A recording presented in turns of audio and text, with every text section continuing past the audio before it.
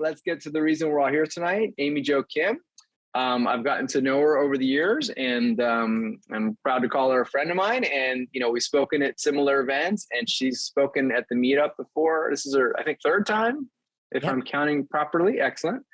Welcome to the Three-Timer Club. And, what I love about her is she's kind of ended up kind of in the product world, but her path there was through kind of more game design. And being a startup coach, she worked on games that we all know and love, like Rock Band, which I still love to pull out and play, The Sims, Netflix, Ultima Online as well. She's got a PhD in behavioral neuroscience, that she really knows what she's talking about. She wrote this book, Game Thinking, and she, has master classes and workshops that she teaches. You can learn more about her at amyjokim.com and gamethinking.com.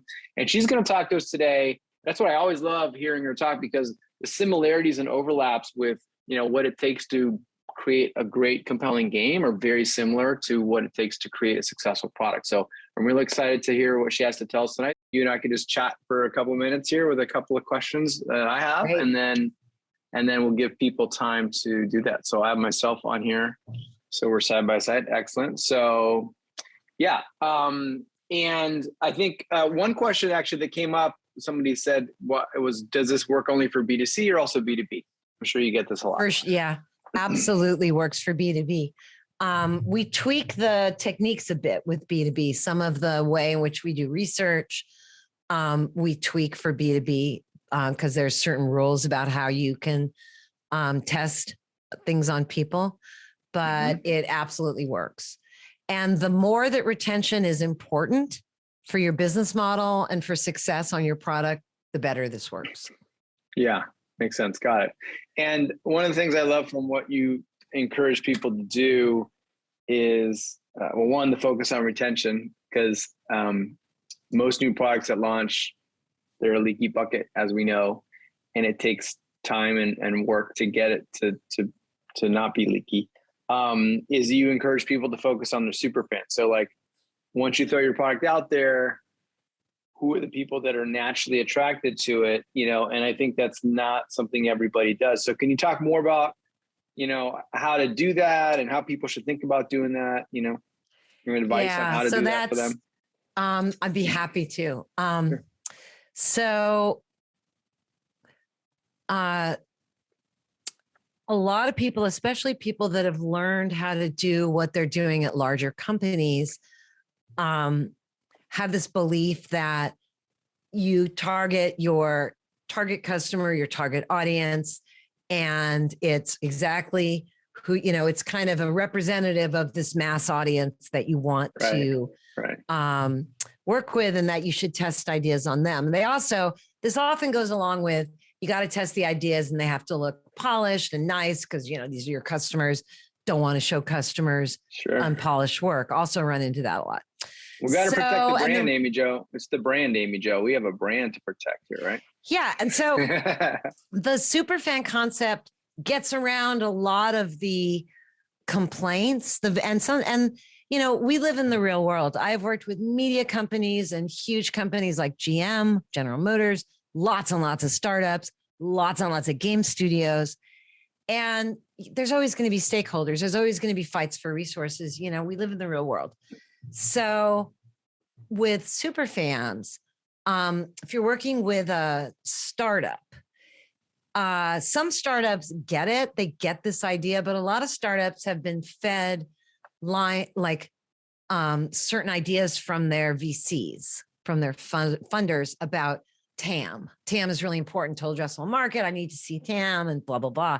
And then they overreach. And again, they try and build for the biggest possible audience. Right. So what superfans is not a concept I came up with. I gave it a name. It's actually based on originally research done in the 1960s by a scientist at Bell Labs called Everett Rogers. He published innovation diffusion theory. And that's the scientific and data-based basis of why this works and why it's important. So innovation diffusion theory, the scientist had no agenda. He wasn't like, doing PR, right? He was doing science. Right. He collected data from all over the world, pig farmers and, people that were doing all different kinds of jobs, cobblers, all over the world, and looked at how innovative new techniques or products spread within culture.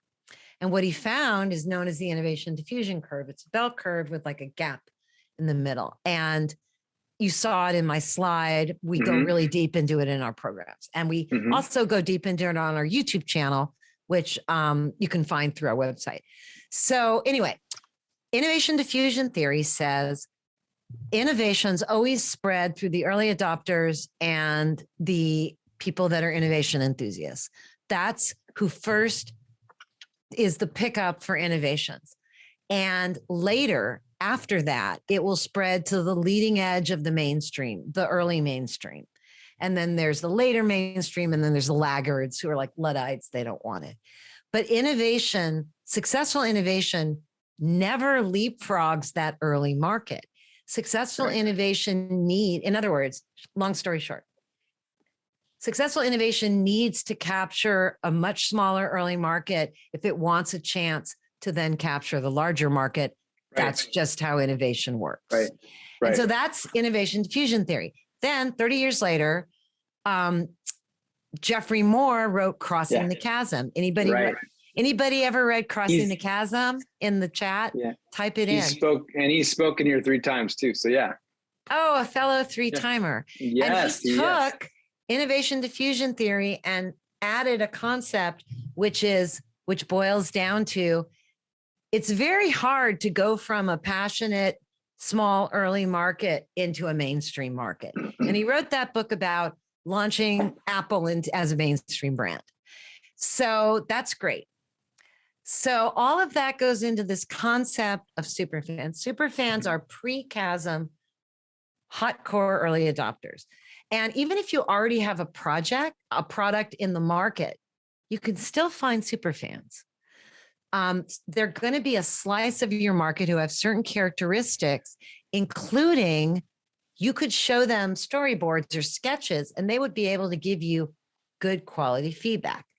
The reason that's so important is that to get around stakeholders who care about, as you said, Dan, the brand, we have to protect the brand. And I run into this with startups too. People don't want to show customers anything other than beautiful, polished visuals.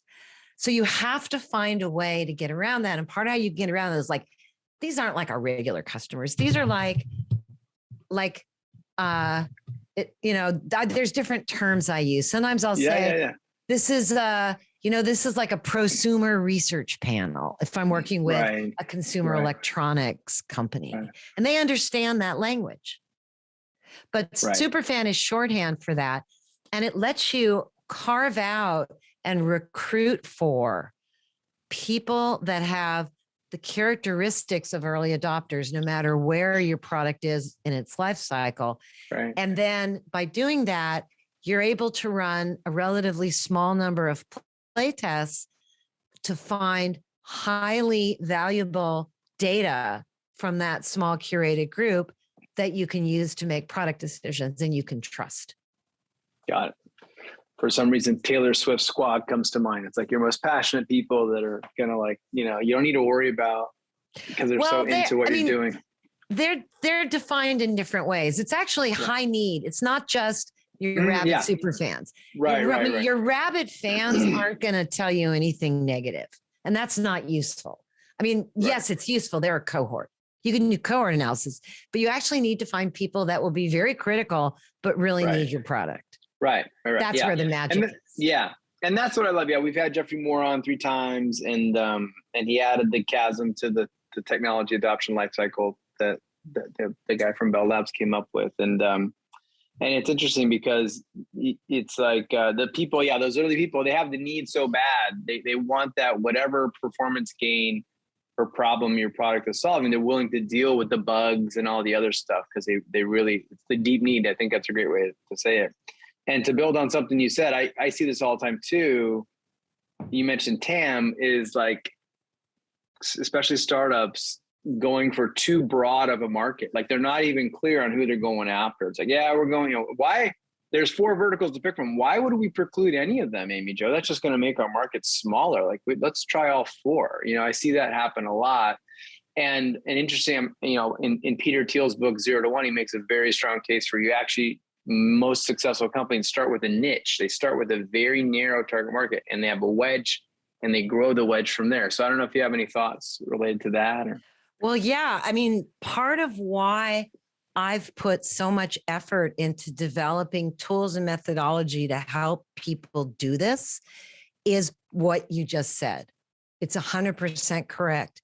It's not, you can always find exceptions, right? There'll always be the exceptions that stumbled into something or proved the rule. Right. But sometimes people call it the wedge, right? But it's the pattern of seeing how many successful games, products, SaaS products, marketplaces, services. eBay started really narrow, right? So you see. I jokingly typed in Beanie Babies in the chat when you mentioned it. Yeah. Yeah, exactly. So yeah, they do. It's a common pattern.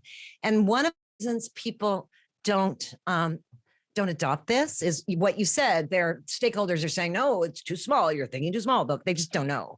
A lot of people have never grown a product. They've just like run mature products. Right. So they just don't know. Right. They don't know. Right. But if you can narrow down like that, you can expand from there. And that's what The Sims did. That's what Rock Band did. Every product I told you about that I worked on that was a hit, everyone started narrow, but we had a plan, or we scrambled and had a plan to expand to adjacent markets, right? Mm-hmm. Now, one of the reasons people get really nervous about this is sometimes people, myself included, went after a tiny niche and got stuck there. Hey, has anybody ever been on a product where you went after a small niche, thought it was a good idea, but got stuck? I've definitely seen that. Yeah, I see a yes. So, and sometimes that happens. And there are ways to get around that have to do with validating your market. But that does happen, but that doesn't mean this is not a good idea. Right. It just means it's not the only thing you need to do to succeed. Right. Yeah. Yeah. And it's interesting because in Jeffrey Moore's second book, Inside the Tornado, he builds on Crossing the Chasm. And one of the concepts he introduces is the bowling alley, where each of the bowling pins is like a market, and your job is to figure out what's the head pin that we should tackle first, and how's that going to help us knock over the other pins or markets that are kind of adjacent to it. So by the way, I just want to give a shout out to April Dunford, who's coming, he said next month or she's amazing. And I think she's got so much insight about how to do this from the marketing angle. Cool. So it's exciting. I'm going to try to come to that for sure. I love that stuff. Very cool. Cool. Great. And then I love it too. Every time I hear you say playtest, I smile, because it's like a game. For me, it sounds like a very gaming kind of specific term. And we kind of would use a synonym would just be, hey, prototype testing. It's the same. I think it's obviously a similar concept, and it's really important. And it's another thing that there are a lot of people that know they should do it, but there are a lot of other teams that just don't do it, whether it's out of not knowing it's important or not, for various reasons. So I wonder if you could just talk a little bit more about how teams should be thinking about and approaching, play testing or prototype testing. Yeah, there's a lot of different ways to test, as you know all too well, Dan. And the bottom line of what I've seen work. So I'm really into like things that have worked across multiple teams that succeeded. Right. And what I've seen work is running some sort of test that's half broken and low fidelity and ugly as early as possible. So the main thing I've seen is that people wait too long and they make it too polished, and they do UX testing, right? They're essentially testing the UX. And at that point, you're not really testing the feature set or the experience. So I'm a huge fan of prototype testing, and there's many, many ways to do it. Sometimes the right way to do it is to throw together a prototype and have people play with it. Sometimes that's right. The thing that's different about the way, so we do something called concept playtesting, and we use storyboards or sketches, Okay. and we prototype this. The difference with prototype testing is a working prototype, you know, you build it in Figma or whatever. Right. That's fine, but you're just testing a session, right? Essentially a session. Or maybe you do a 2-week, you build a prototype and you run, you know, an alpha test or a pilot test where you like run it for 2 weeks. It's not just a session, but people are running it.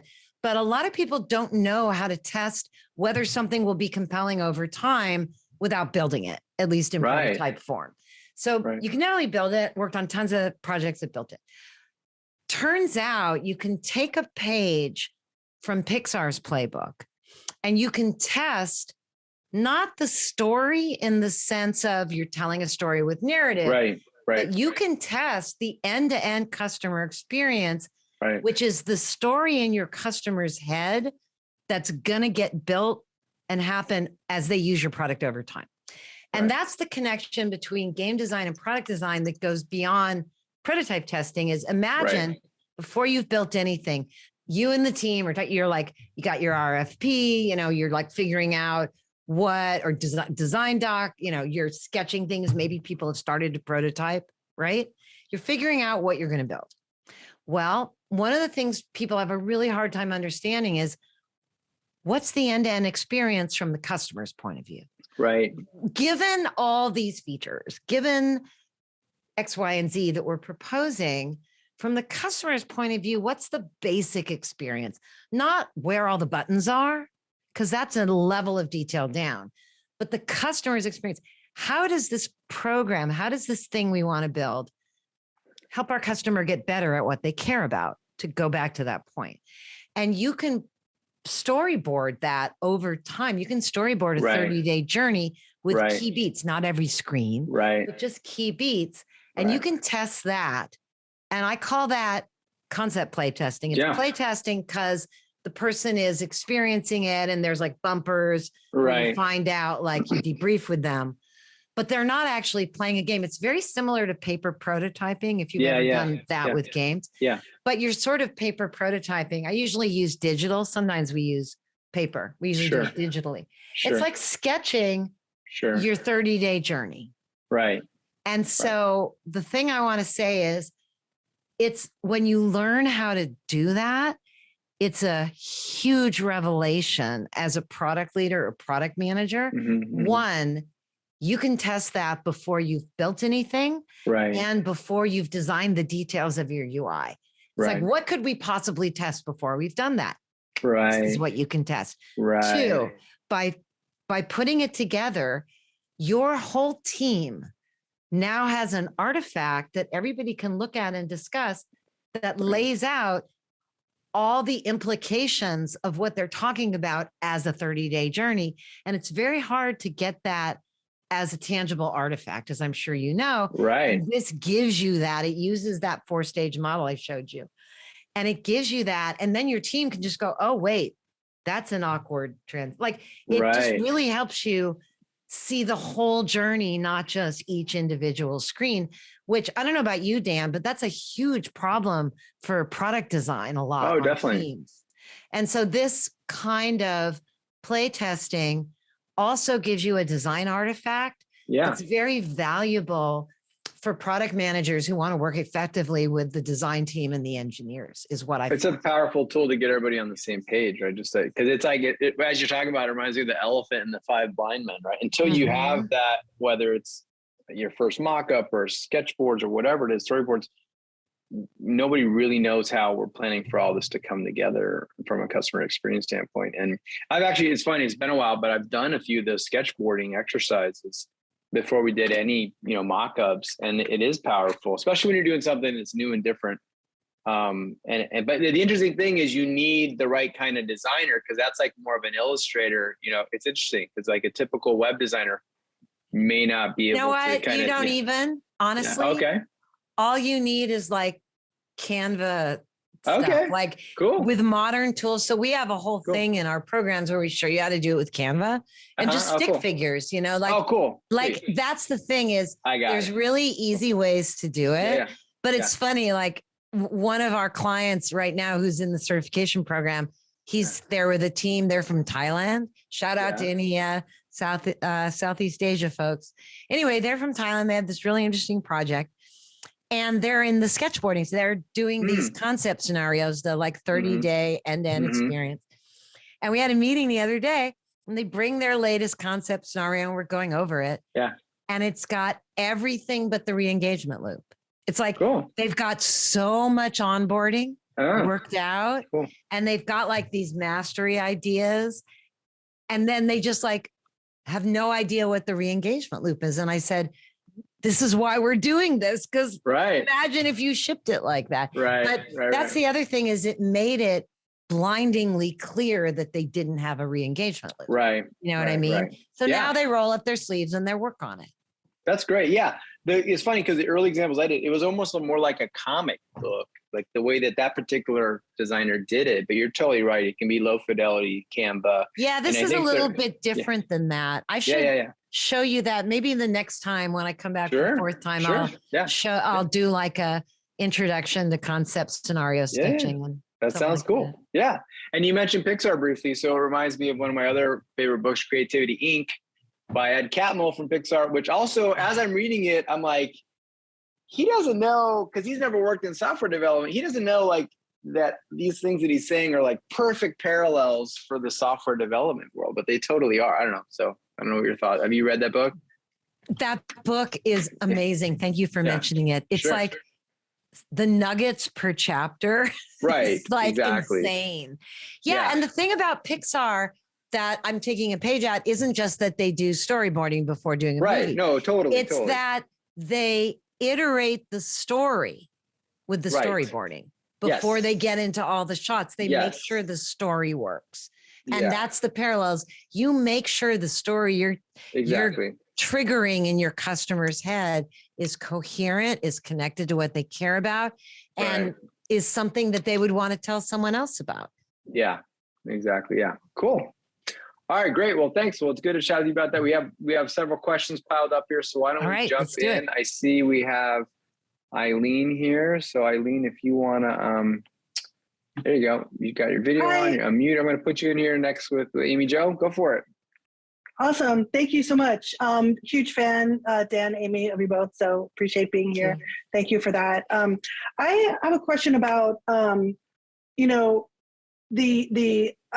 stuck maybe in the way I'm thinking about it around testing the engagement loop without like longitudinal, what happens over time to observe like a learner, right? Observe some kind of an interaction over time. And how can I sort of think about it maybe differently? Because when I think about presenting a narrative story or an end-to-end journey, right? It seems very, very linear and very, oh yes, that's where you start, that's the middle, that's the end. But when I think of the learning loop, I think of someone who is, accumulating knowledge and skill building, and I don't know how to test that without, time spent. So is there any way to think about I just described to you a methodology for testing it. And it's not perfect. You don't learn every single thing, but you do learn if the whole thing holds together as an experience. So we do a lot. Are you working in education? No, I'm working in investing. And so when I have, I'm stuck on the idea that I want customers to learn, and build on their skills, right? And if I have when I present the narrative journey, like, oh, sure, and then it simplifies it down without the knowledge build, and I'm trying to figure out how do I bring that in. Yeah, so that's probably answering that. I think is outside of the scope of this meeting, but it's like what I was. So the concept scenarios, you don't just like, oh, let's build a concept scenario. You do discovery, then you do design, and then you do validation. And the validation is the concept scenario testing.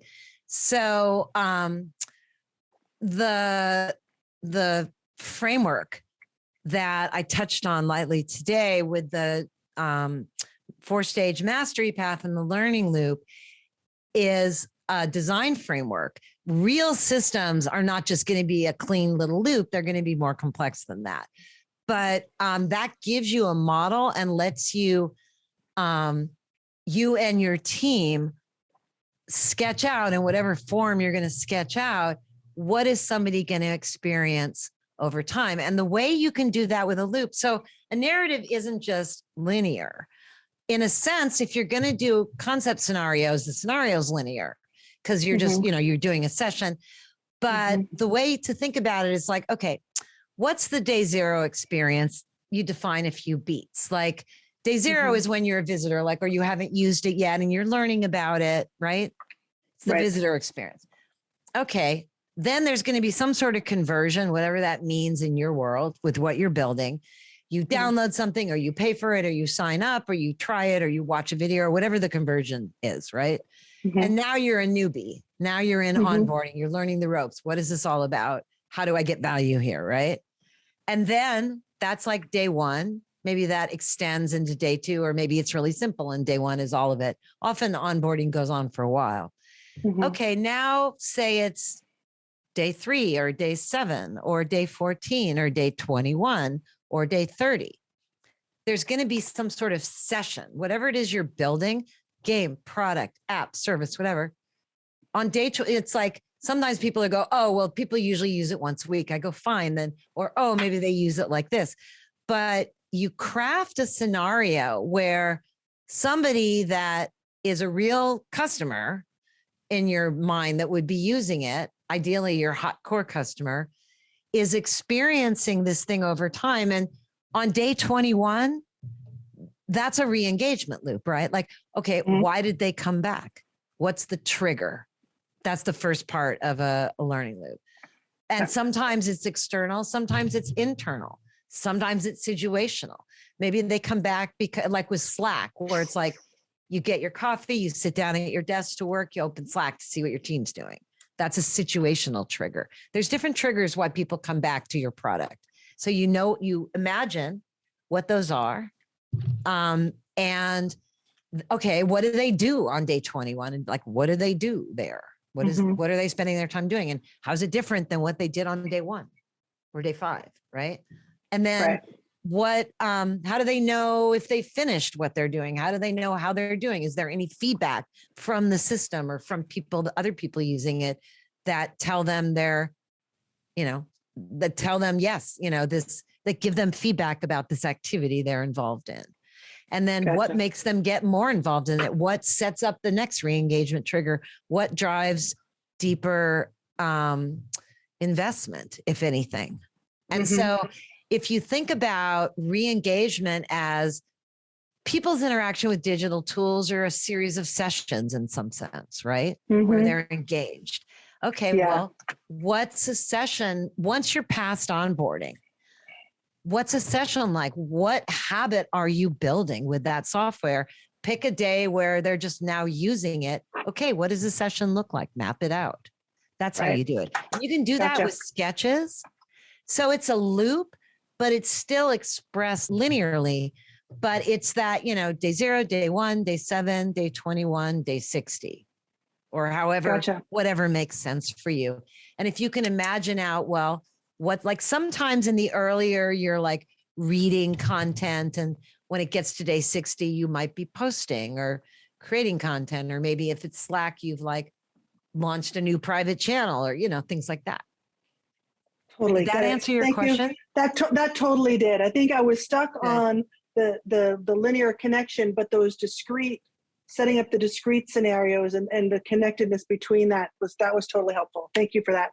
Appreciate it. Yeah. And in our boot camp that's coming up later in July, which is like a crash course, we walk you through how to do that and give you templates. Okay. FYI. Awesome. Thank you. Great. Yes. Thanks for your question, Aileen. All right, cool. we got Sankalpa up next here. Pop you in and you can unmute if you want and ask your questions. I think you have 2 questions. Yeah. Yeah, sure. Thank you so much. Hi, Amy. I think when I started this course, can you hear me? Can you hear me loud and clear? Awesome. Yeah, and I think when I joined the school, I like tried to understand what it is, and now that I see it, I think we did it in bits and pieces when we started building the product. But one thing I would like to learn is basically how do we measure each and every step, right? When I thinking about the MVP, how do I know that I've come to the right MVP that I want to? As we keep on testing the concept, we keep on testing what we like how to serve the user better what we want to do, but how do I know that yeah, I've done it right? And even for the next three steps, like what do I measure? Yeah, that's a hard one. I see a lot of people that have embraced lean methodology and maybe read the lean startup, doing sprints and iterating and kind of throwing stuff at a wall. And I see that a lot. I experience it. With MVPs, what I found basically is I have some graphics. It would take me a while to pull them up. But if you imagine kind of a funnel, over time, if this is the Y, I mean, the X-axis, this is the Y-axis, and there's kind of a funnel. The earlier you are in that funnel where you're, there's discovery and there's design and there's production and there's shipping, right? So in discovery, you know when you're in discovery, and the worst thing you can do with an MVP is not have a clear hypothesis that you're testing. And this really comes out of my scientific background. It's like every good experiment that you're going to get high value out of starts with a hypothesis that might or might not be true. And the data from the experiment is going to tell you if it's true. So you don't run experiments to prove your hypothesis. You run experiments to find market truth. So that's the first thing, is setting up the right experiments around your MVP and having a really crisp hypothesis and prioritizing your hypothesis or assumptions in lean language, prioritizing them, testing the really important tough ones first. That's again why I emphasize build that re-engagement loop and test it first, because it's the hardest piece. So part of it with the MVP is, like, I can't answer that question without framing it around what are you testing? Why is this the best way to test it, et cetera, et cetera. So that's the first thing, is framing the MVP to squeeze the learning out of it. And then knowing what you're going to do with the data that comes out of it. Okay, you're built an MVP. Well, what test are you going to run? Are you going to have 10 carefully picked early adopters that you run tests and then get qualitative feedback and look for patterns? That's one kind of test. Often that's a great test. We do that a lot. Are you going to have 30 or 50 people doing something else? One of the most common mistakes people bring in is they need it to be quantitative. They believe qualitative data is not valid because they learned that somewhere or heard it. And often for an MVP, well-chosen people's tests and seeing patterns across those are far more useful than thousands of data points for people that you're not even sure how good a match they are, right? So there's who you test, whether it's quantitative or qualitative, usually starts qualitative. The closer you get to then you get out of discovery, you're into design, you're still doing some discovery because you're testing your design. But at some point, you know what you're going to build through testing this MVP, et cetera. And now you're into production, right? You're like in the chute heading towards ship. Maybe you're running a beta to get bugs or whatever. Depends on what you're building. But that's, some people think that the beta is an MVP. So MVP is a liquid, not a solid. It's not like this one thing, right? It's really about knowing the right. So the two things I think I want to summarize from that are, one, knowing the right techniques for the stage you're at and knowing where you are with discovery, design and building, production and ship, knowing where you are with that, using the right techniques, and then having really clear hypotheses and outcome predictions about your experiments that you wrap around the MVP. that will probably help you more than anything. Okay. Does that make sense? Got it. I think I got it. I mean, partly, but yeah, I mean, everything gets better with practice. So, yeah, I think I got it. I think the idea behind what you said, if I take it and put it in one line, what I got is basically depending on what stage we are and how we are going to test and who are the users we are associated with during those tests, we probably might relook into the goals that we are trying to validate when we are having those hypotheses or the assumption getting tested. Like what do we want to achieve too? What do we want to land? Probably optimize on that. That's one of my takeaway. Yep, that's great. Thank you so much for that. That was really helpful. Awesome. Also, we have a tool that we use to help you plan these experiments and prioritize your hypotheses. It's called the MVP Canvas, and you can get a free customized version of that.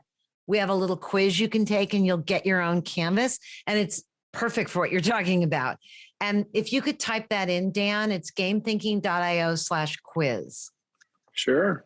And anybody who would like to get their own tool, another useful tool for planning your MVP experiments, feel free to grab that.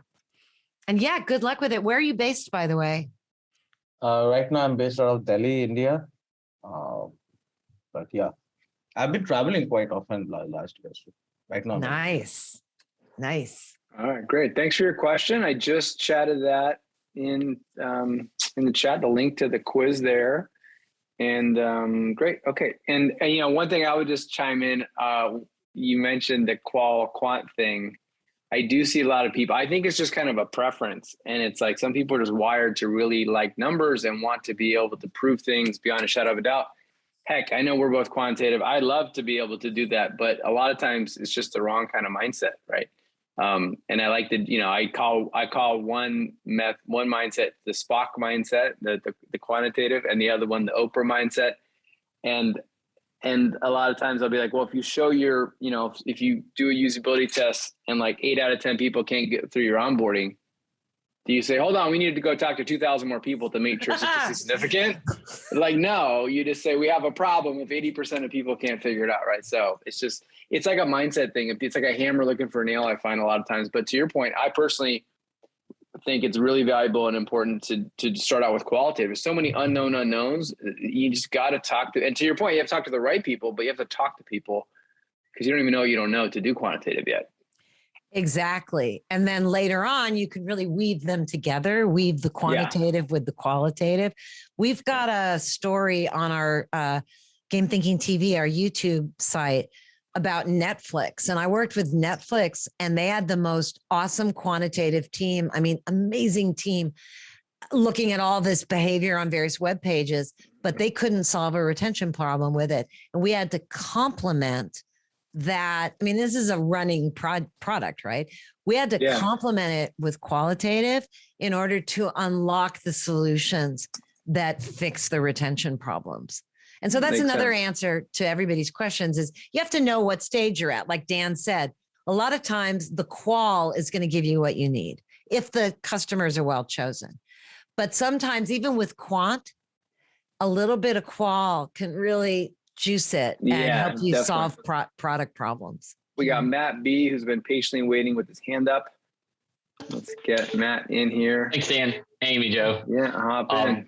First time getting exposed to this. This is really unique and really cool. I am thrilled to start looking more into this and trying out some of these techniques. So thank you for taking your time tonight to share this with us.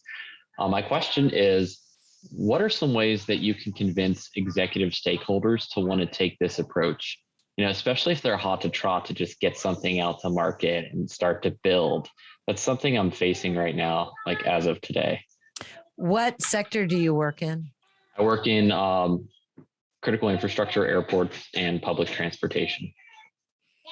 So so I've dealt with this a lot. Usually what works is one, try and find some champion on the executive team or that's influential with the executive team who has a bee in their bonnet to innovate smarter. They want to improve innovation. They want to do things not the same old way we've done them because we'll get the same results. We want to do them better. So think of it often as a wedge, but some champion who wants that, maybe it's you, I don't know, but there needs to be like somebody who's got that energy, and see if you can educate them and get them on your side, basically.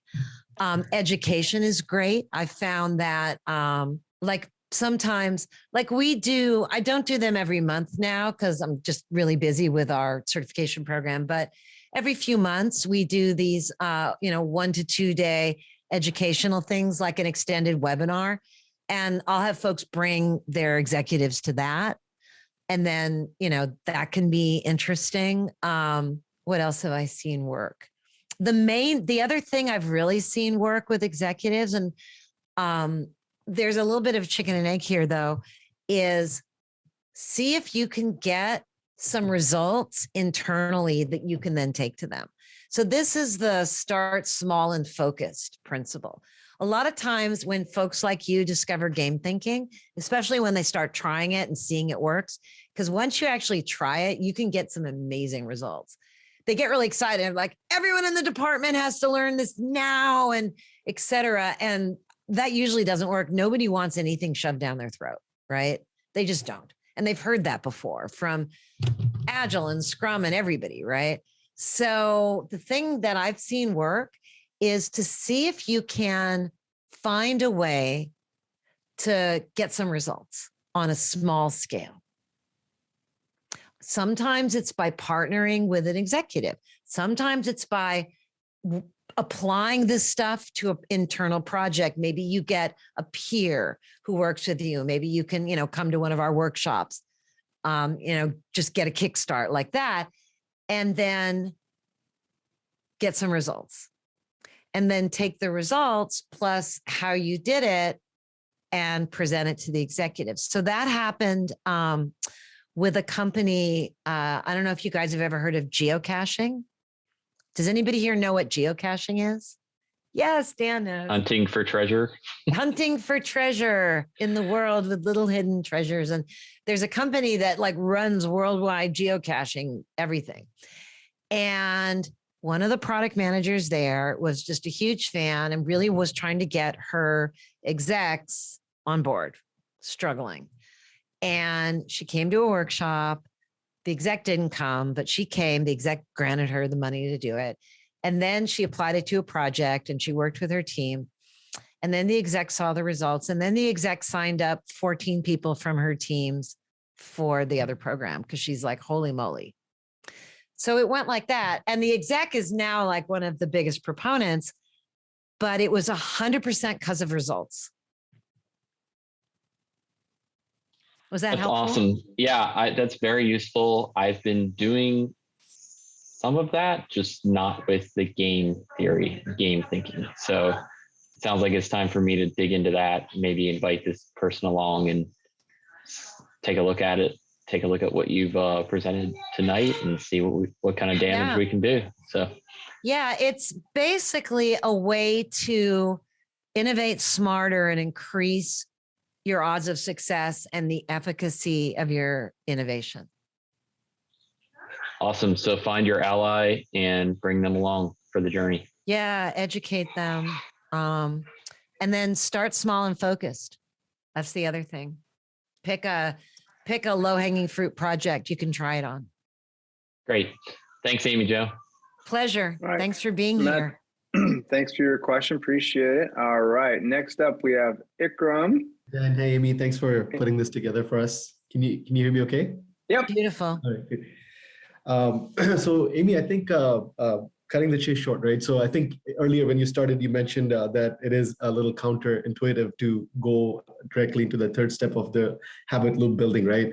Logically, like, discovery and going into that onboarding and just kind of the aha moment being product led and all those kind of have been like the trend in the product industry.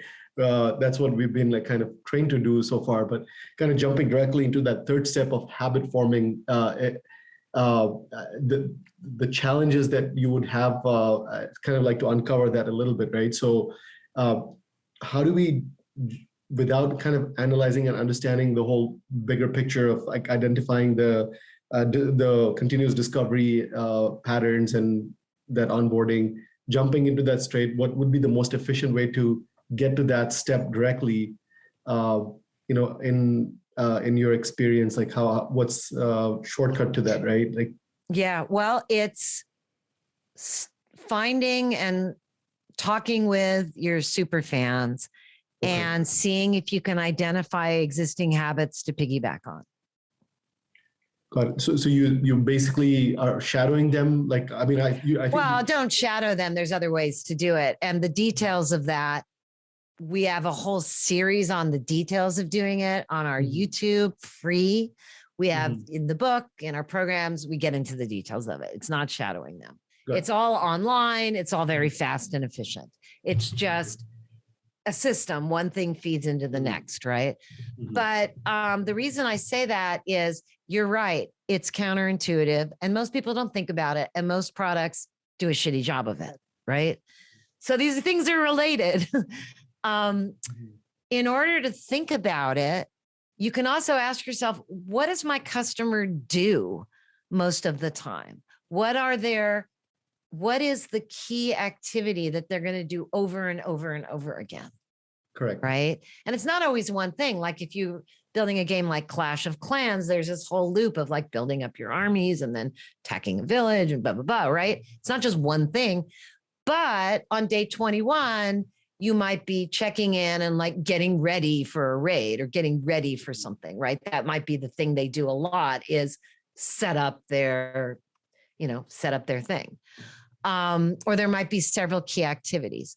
But that's the thing is if your product's going to drive long-term engagement, there's going to be some activities people do over and over again. Make sure those are like identify it, figure it out. And then if they're going to get better at something they care about, if it's not just going to be a flat product experience, they need some kind of feedback system around that activity to help them get better, because nobody gets better at something without feedback, right? You just don't. Very good. So those are just like really basics. So if you asked yourself that, like for your product, tell me what you're working on. Let's get specific. Yeah, so I'm working on construction tech, right? So we make procurement management solution for contractors. Okay. So there's going to be some scenario you could describe to me of how somebody uses your product over time.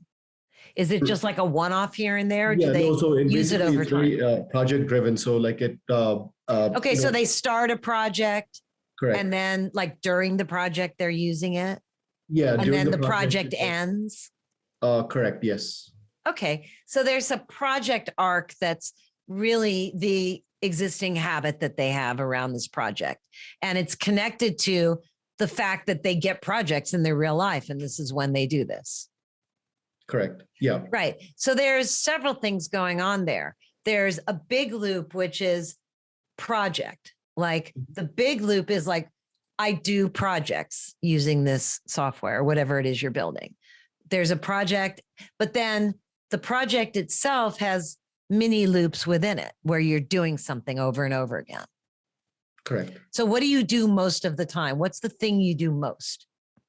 So the true value prop that our project has is that to extract the bill of material, right? And that's the one that's used for procurement. And that's our value that we provide to the customer that, okay, like you process documentation, digital, like models and 3D images into our software, and we extract the bill of material out of that.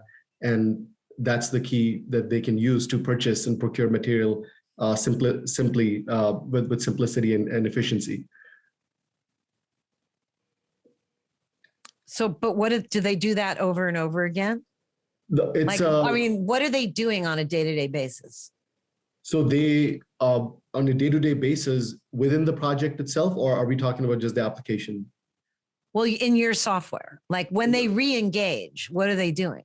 Right. So they, uploading the images, PDF drawings, putting like components, electrical components or any construction components on the application, and then extracting the bill of material. So day Right. to day, So is that a multi-day thing, or is that just It is you a just do multi-day it thing. in one session? It's a multi-day thing. Okay. So there's an inner loop, which involves essentially loading up your project with stuff. Correct. And then there's a ending, which is part of this inner loop where you get a bill of procurement. How many bills of procurement might you get throughout the course of one project? Typically one. Just one? So it's Yeah. one-to-one with the It project? could be phased out into different, depending on like how the end contractor needs the materials. It could be phased out into multiple bill of materials.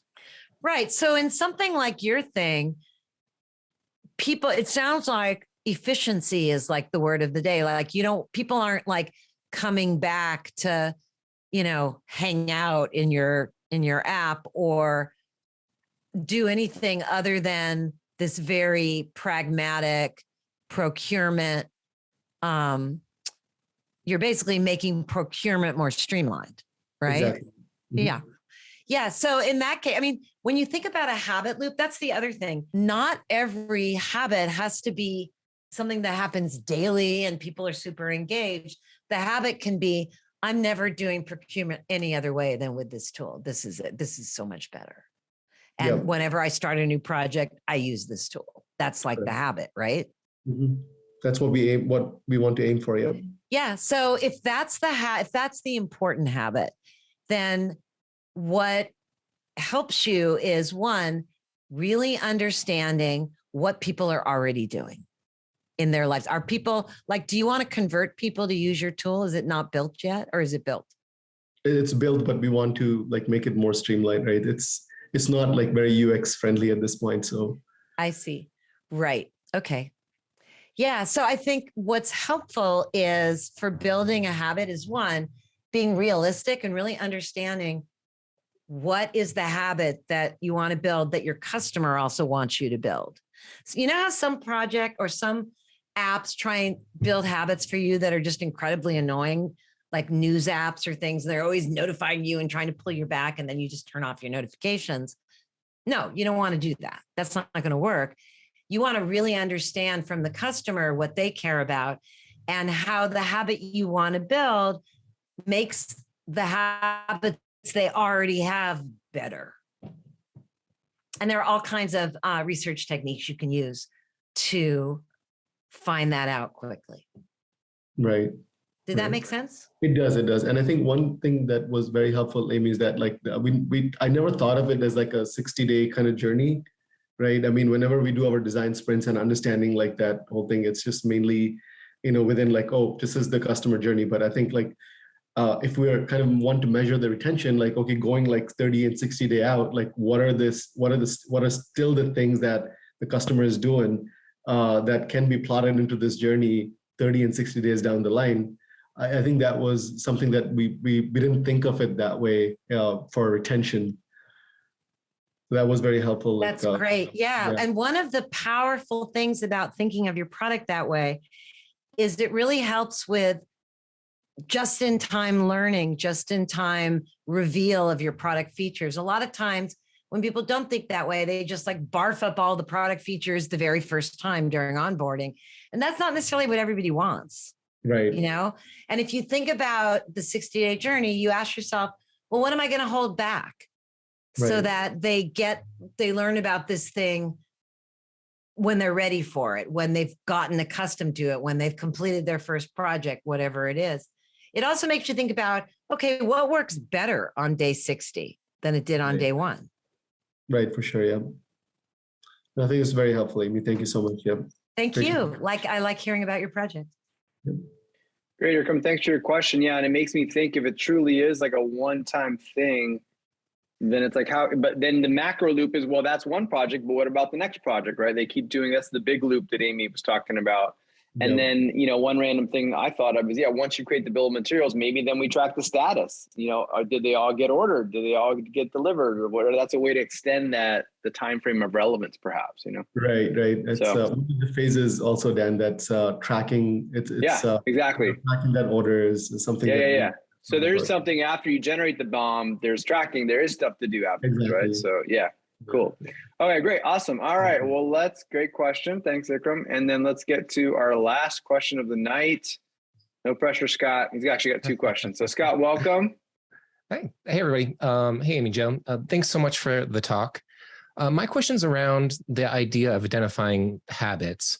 And we talked a little bit about the fact there's a lot of different techniques to go through and do that. But as you were talking to that last one, the idea of what exactly a habit is kind of popped in my mind. And the way you described it there, it's like the things you do repeatedly. But is that tied to necessarily to like a workflow, for example, if you're thinking like B2B? And then how would that same type of habit kind of be thought about when you think about maybe Clash of Clans? And when I think about habit, I think about like that compulsion kind of element to it, like maybe with Clash of Clans, like you're not doing your homework or something, right? Because you wanted to go through and play the game, and building that kind of stickiness in it. Can you maybe describe a little bit how you think about a habit, and when you're identifying it, what are the elements of the habit? Yeah. So the most useful way to think about habits is to think about what someone does if your product's not available. That's step one is think about and study if you can, without your product in the world, or maybe they don't know about it yet. What do they already do that's trying to fulfill the need that your habit fulfills? So for Clash of Clans, and this is going to be true of most games, there was a time when Clash of Clans didn't exist. Hard to believe, but there was, right? And I don't know that the developers did it particularly this way, but the way to think about habits, like let's say somebody wants to build the next Clash of Clans, right? Well, one, you really study your market space, because being a little bit different and better when there's a dominant player never cuts it. But you also would like what habits that people already had did Clash of Clans fit into? Well, it depends on the gamers, but if you do a lot of interviews and play tests with gamers like I do, you'll start to see that they fall into clusters. And the habits might be, I play at night after the kids are in bed. The habit might be, I play on public transportation on my commute home to school. When do people play and why do they play? Clash of Clans didn't necessarily start a bunch of people playing games from nothing. It took people that liked playing games and shifted their energy into that game. That's usually how it happens.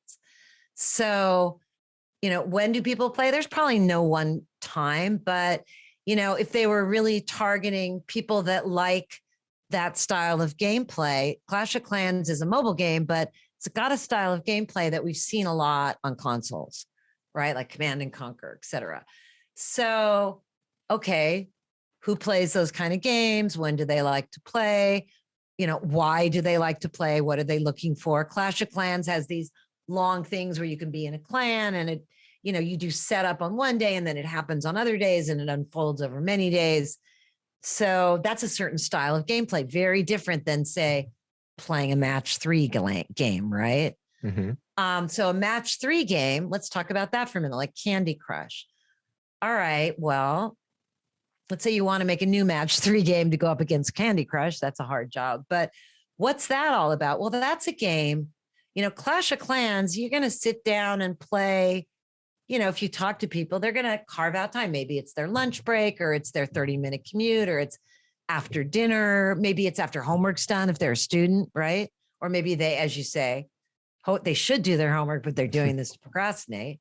So, but there's going to be a need, a niche in that person's life that game's going to fill. It's going to be a certain amount of time. There's going to be motivation around it, certain emotions, that come around that kind of game. For Candy Crush, it's going to be people that just want like this, almost meditative, sort of pleasurable visual puzzle solving experience that they could do for 5 or 10 minutes while they're on the go or relax at the end of the day. That's going to be Candy Crush. You don't like get off work and sit down to do Candy Crush with your friends like you might with Clash of Clans. Those are very different. So one, right away, this games fit into existing needs and habits and use cases that people have in their lives. So the first thing with thinking about habits is, who is this game for? And I do this all the time with game companies. Who is this game for? Who are we targeting? What are the competitors that are like the comparables that we're targeting? What's the space? What other games would they likely have played if they're going to like our game, et cetera? Then you recruit those people, and then you find out their patterns, their habits around gameplay. Do they spend money on games? When do they like to play? Why do they like to play? To relax, to escape, to feel connected to other people, to spark their strategic thinking. There's a lot of reasons why people play.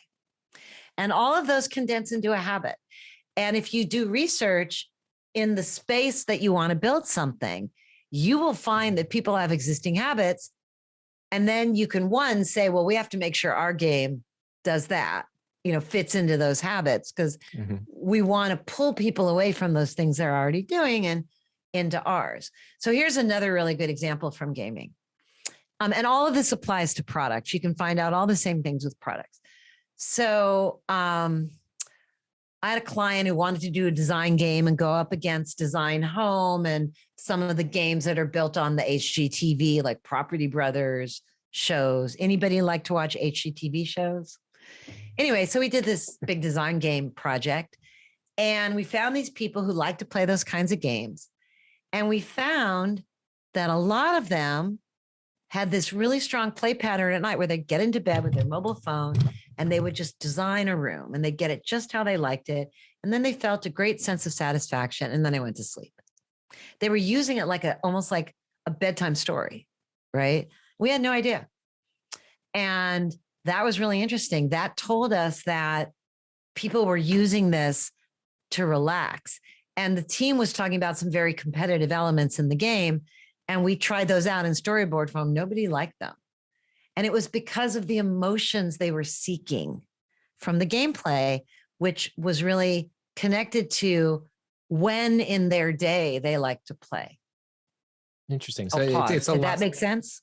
Yeah, it definitely did. It's a lot. It's about understanding the context of the situations where people are going to go through and engage with something that your product could go through and fill in. Can you go through and the emotions and fit that context and emotional, all those different elements in there together?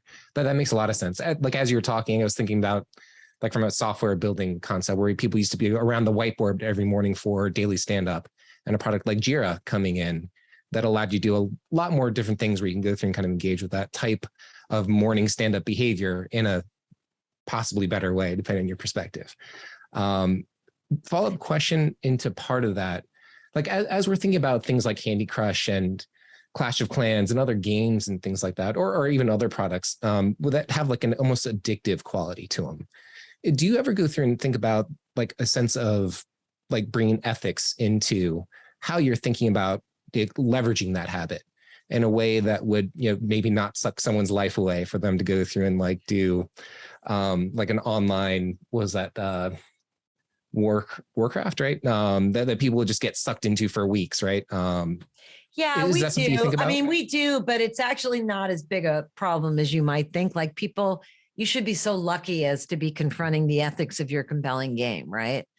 But absolutely. I mean, here's the thing. I've worked in the gambling industry too. That's part of gaming.